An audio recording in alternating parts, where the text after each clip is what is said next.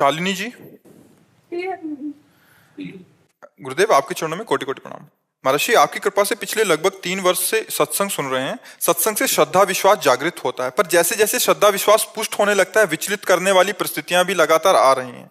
कल सत्संग में सुना कि शरणागत जब हम होते हैं और दीक्षा लेते हैं, हमारे करोड़ों जन्मों के अशुभ नष्ट हो जाते हैं। तो फिर इन परिस्थितियों को हम किस रूप में देखें महाराज जी? देखो, जब शरीर हमारा रचा गया था उस समय हमारे जो अनंत जन्मों के कर्मों का गोदाम रखा है उससे कुछ शुभ और अशुभ निकालकर इसकी रचना हो गई पहले से।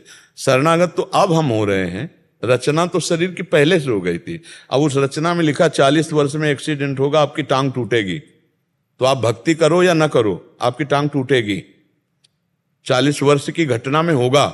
अब आप 30 वर्ष से शुरू कर दिए भक्ति, आप सोच रहे हैं कि फिर जब अनंत जन्मों के पाप नष्ट हो जाते हैं तो ये कौन से जन्म का पाप भोग रहे हैं? वो पहले से निश्चित किया हुआ। इसीलिए बड़े बड़े सिद्धों के भी शरीर में रोग देखे जाते हैं, कष्ट देखे जाते हैं। रामकृष्ण परमहंस जी के गले में कैंसर था, बड़े महापुरुषों के शरीरों में। तो चूंकि शरीर रचना के समय वो रच दिया गया है। अब भजन में इतनी ताकत होती कि वो मिटा दे। पर जैसे पुराने कपड़े से आपको नया कपड़ा मिल जाने पर संबंध नहीं रहता, पुराना कपड़ा फाड़ दिया जाए तो आपको परेशानी नहीं रहेगी। ऐसे ही जो उत्तम भजनानंदी संत हैं वो अपने शरीर को पुराने कपड़े की तरह त्याग देते, तभी तो भजन की ऊंचाई में पहुंचे। तो शरीर के रोग को वो नष्ट कर सकते हैं, पर वो नष्ट नहीं करते, वो उसे भोग लेते हैं और भजन प्रताप से भगवान को प्राप्त कर लेते हैं। तो ये जो अभी आप लोगों ने भक्ति शुरू की है, ये आपकी अभी नई फसल है। लेकिन पुरानी फसल से जो हमारे शरीर में रचना रच दी गई, अब जैसे हम बाबा जी बने 13 वर्ष की अवस्था से, हमारी किडनी में गर्भ से ही रोग था, पॉलिसिस्ट किडनी डिजीज जिसे कहते हैं, पॉलिसिस्ट किडनी। ये तो वंशानुगत रोग है। अब हमें क्या पता, 35 साल बाबा जी के बनने के बाद हमको वृंदावन में जब दर्द हुआ, जांच करे तो बोले पॉलिसिस्ट किडनी। अब भोगना पड़ रहा है। बाबा जी तो हम बचपन से हैं, लेकिन बाबा जी इस जन्म में हम बने, किसी जन्म का पाप कर्म का विधान गर्भ से ही रच दिया गया था कि माँ को ये रोग था और उसी गर्भ से हमको हुआ। और भी संतानों को भी है, और भी औरों को भी है जो हमारे माँ के गर्भ में रहे, उनके औरों के भी है। तो अब ये भोग हमारे पूर्व जन्म का है। अब हम कहते हैं हम तो भक्ति बचपन से कर रहे हैं, किडनी क्यों फेल कर दी गई? क्योंकि इस शरीर की रचना के समय पहले से ही वो रचा जा चुका है। भक्ति अब कर रहे हैं और रचना का पहले से विधान हो गया। तो हम लोग अब क्या करते हैं कि जैसे अभी भक्ति शुरू की और अभी प्रतिकूलताओं का नंबर आ गया, तो लगता है जब से भक्ति शुरू की तब से प्रतिकूलता शुरू हो गई। एक आदमी पाप कर रहा है और चकाचक आनंद उसके बढ़ता चला जा रहा है, क्योंकि उसके पुण्य का प्रताप चल रहा है। और जिस दिन ये पुण्य का प्रताप खत्म हुआ और ये पाप कर्म और पूर्व पाप कर्म मिले तो ब्लास्ट हो जाएगा, नष्ट हो जाएगा।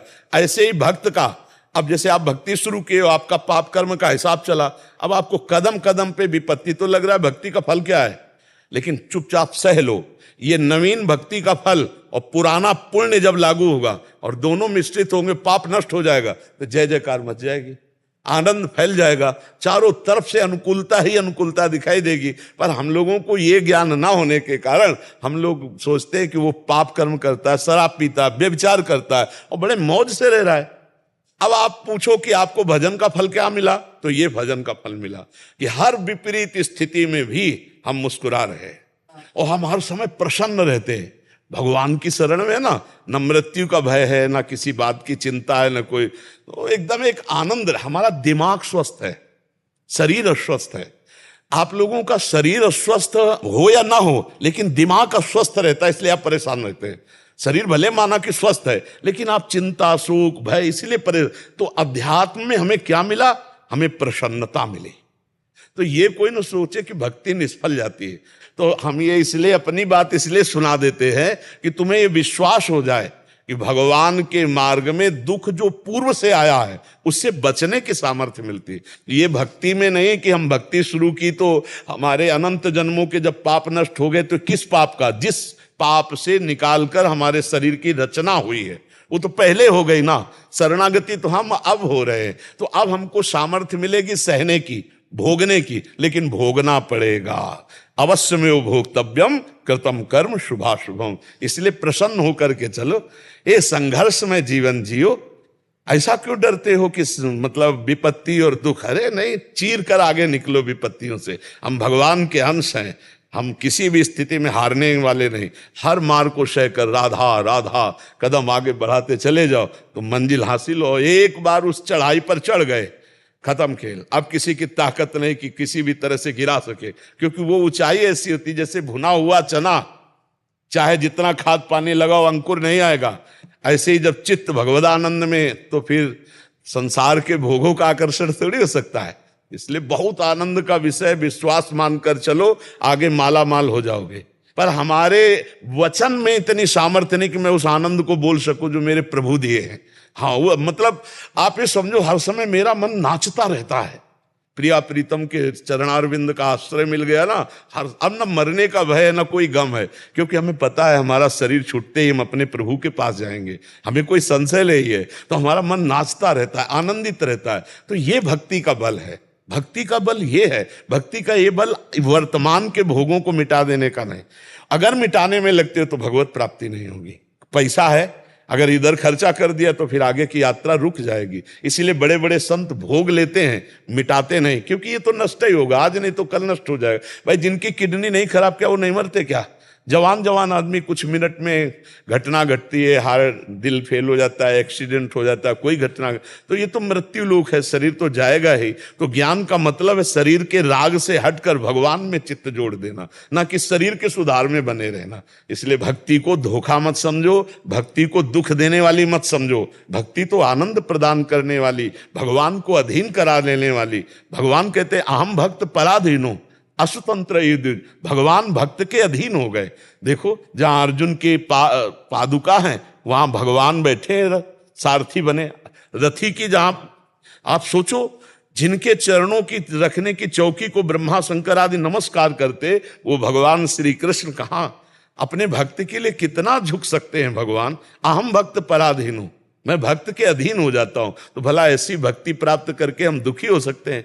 नहीं, कितना भी दुख दे हो, जितना कष्ट दोगे चुपचाप सहेंगे, किसी से ये नहीं कहेंगे कि भगवान हमको कष्ट दिए हैं।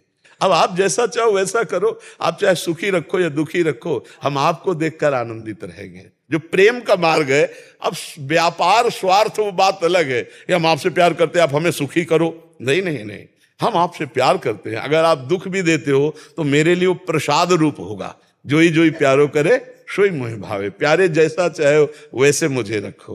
तो इसलिए भक्ति का फल ये नहीं कोई सोचे कि मेरे जीवन में दुख ही नहीं आएगा। दुख आएगा, क्योंकि पहले से निश्चित हो चुका है। दुख सहने की सामर्थ्य भक्ति देगी। एक दुख में कोई नाचे, ये केवल भक्त में होगा, दूसरी जगह नहीं होगा। श्रीवास जी महाराज के घर में चैतन्य महाप्रभु नृत्य कर रहे हैं और लड़का अकेला था, वो बीमार था। वो जे ही पधार गया तो दासी ने कीर्तन में आके कहा कि पुत्र पधार गया। उनका सांस मत लेना, महाप्रभु चैतन्य देव कीर्तन कर रहे हैं, अगर उनके कीर्तन में बाधा पड़ी तो फिर हम अशांत हो जाएं। और करताल लेकर खूब जोर जोर से नाचने लगे। महाप्रभु चैतन्य देव तो भगवान के अवतार हैं। तत्काल कीर्तन रुका और कहा कुछ बात हो गई क्या मेरे मन में? तो किसी ने बताया कि श्रीवास का पुत्र पधार गया। श्रीवास को देखा तो करताल लेकर नाच। उनका श्रीवास तुमने बताया नहीं कि पुत्र पधार गया? बोले प्रभु मुझे इतना आनंद हुआ कि आप स्वयं नृत्य कर रहे हो, जीवात्मा शरीर छोड़ रहा हो, सीधे श्री हरि को प्राप्त हुआ। इससे बढ़कर लाभ और क्या हो सकता है? और फिर नाचने लगे। अकेला पुत्र मरे और वो करताल लेकर नाचे, ये भक्ति देती है। ये भक्ति देती, दूसरे में सामर्थ्य नहीं। भक्ति का यही फल है। कल एक भगत आए थे, बहुत दिनों से जुड़े हुए हैं, वकील हैं, उनका एक ही पुत्र था और अभी पधार गया। तो वो आके यही कह रहे थे कि आपको कैसे बताऊं, सत्संग ने मुझे कैसे बचाया, नाम जप ने मुझे कैसे बचाया। नहीं, ये दुख मैं नहीं झेल पा सकता था। मान लो बड़े वकील हैं और इसके बाद जितना अर्थ कमाया वो सब पुत्र के लिए, पुत्र चला गया, अब जीवन में क्या रह गया? फिर भी वो प्रसन्न है, फिर भी वो संतुष्ट है, क्योंकि वो भगवान के विधान को जान रहे हैं और सत्संग सुन रहे हैं। तो भक्ति हमें सहन करना सिखाती है। भक्ति हमें सहन करना सिखाती है। ये हमारे पूर्व जन्मों से जो निकला हुआ हिस्सा है वो है, और जो गोदाम जमा है उसमें आग लग जाएगी। सन्मुख होए जीव मुई जमहि जन्म कोट यज्ञ नासो तबहि, उसमें आग लग गई पर ये भोगना पड़ेगा। इसलिए विवेक पूर्वक चलो, भक्ति में अश्रद्धा मत करो, ये भगवान को भी अधीन करने वाली है। और तो बात जाने दो, सुमिर पवन सुत पावन नामू, अपने बस करी राखे राम।